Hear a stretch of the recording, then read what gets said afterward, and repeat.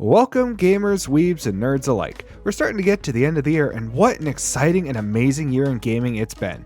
There's been some amazing AAA games worthy of the price tag, and also some surprising indie games with surprising prices that really put AAA games to shame. And there are a lot of them, so in today's video, we go over 10 of the best games to release in 2025. Make sure to subscribe so you don't miss out on more geek content, and without further ado, let's get into the list. Of course, kicking off this list, we have Clair Obscur Expedition 33.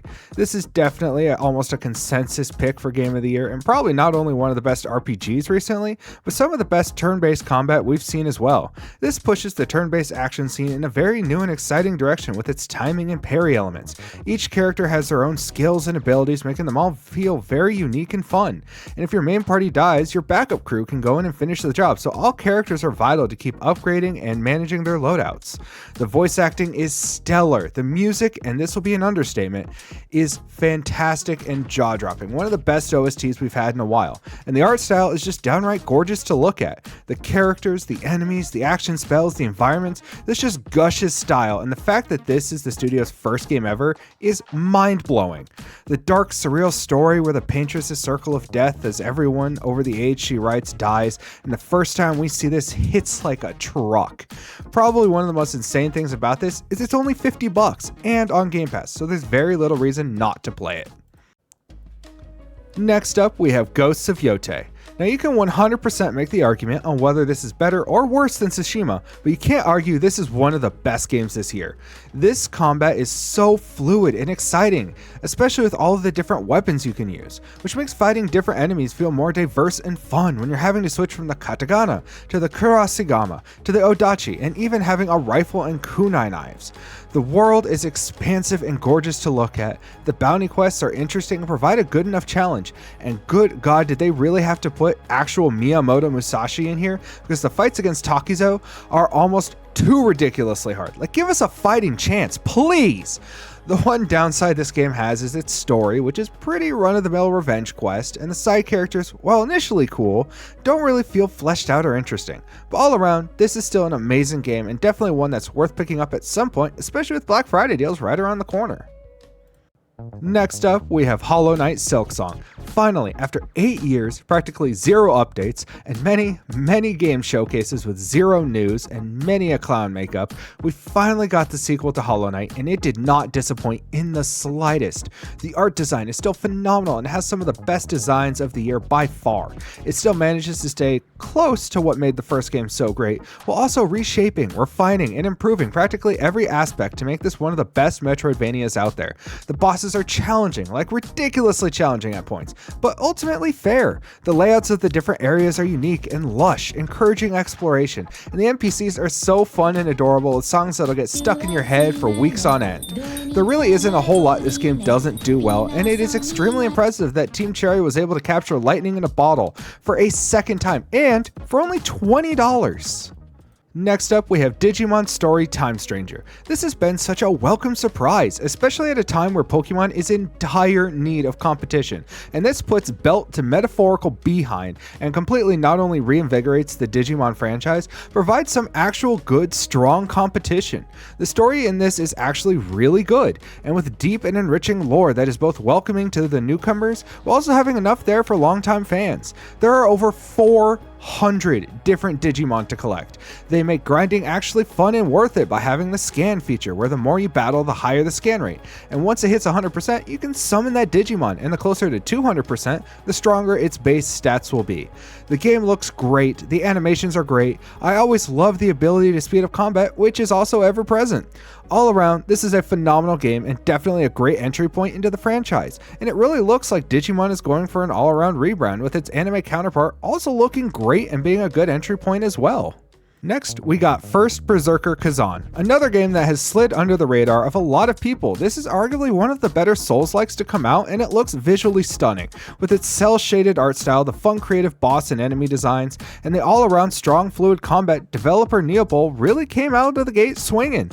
This is a spin-off of the already very popular Dungeon & Fighter universe, focusing on Kazan, who goes on a rage-filled revenge quest against the Emperor, who betrayed him, all while restoring balance between the mortal and netherworld.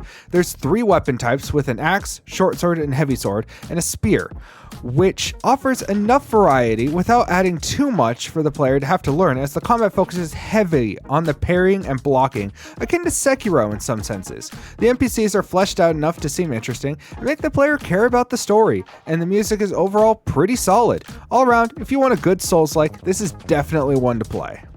Next, we have Tainted Grail Fall of Avalon. This one might not be on a lot of people's lists, and honestly, understandably so, as it kind of flew under the radar a bit and didn't have a huge following, but if you like fantasy RPGs, especially dark fantasy, and were kind of disappointed by Avowed, this is the game for you. Let's start off with the soundtrack. Goodness gracious, it's both solemn and beautiful, and then out of nowhere blindsides you with these epic, eerie chants that get you hype as heck.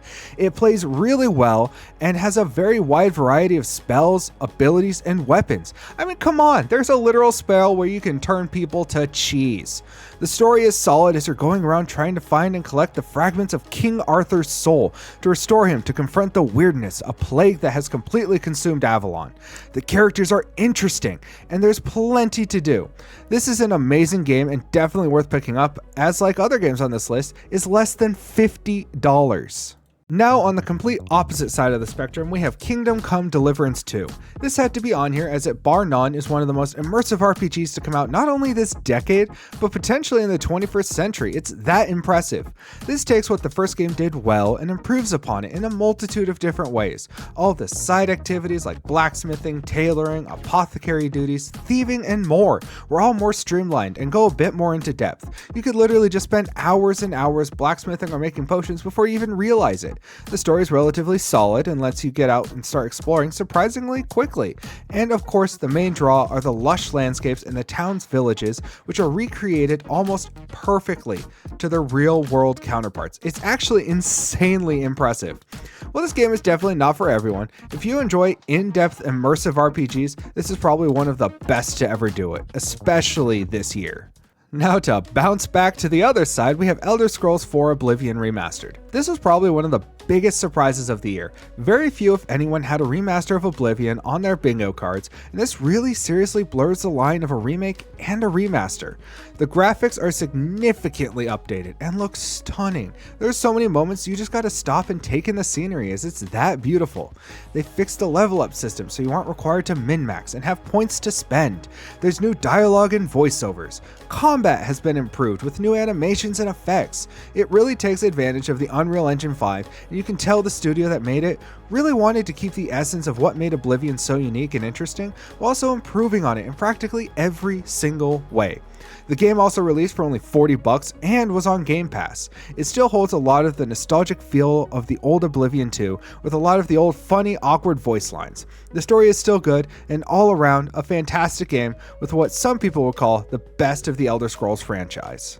Next up, we have Trails in the Sky First Chapter. Probably one of the harder JRPG franchises to get into, as almost every game has something to do with each other, and they're all at least 50+ hour campaigns, so finding a good starting point was tough until this phenomenal remake came out. It follows Estelle and Joshua, who are 2 young bracers on their journey to follow their famous father's footsteps and soon become entangled in a large political plot involving sky pirates and an organization that threatens their homeland.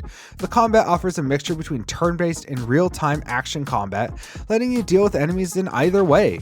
There's new support abilities, a cooking system to provide stat bonuses, and an improved UI and quality of life changes that bring this first game up to par with recent titles. The voice acting in English is great, and the music, as expected, is downright beautiful to listen to.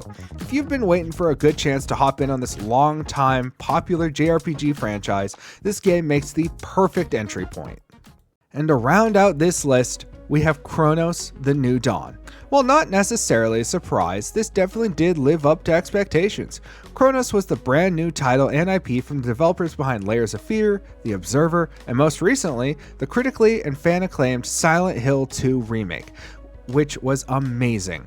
This follows the player who lives in a post-apocalyptic future who has to go back to 1980s Poland to find a cure. The monster enemy designs are amazing. They look and feel extremely gross and grimy and malformed, and have a really fun, unique feature where defeated enemies can merge together and form stronger new enemies, which forces the player to quickly burn the bodies before this happens.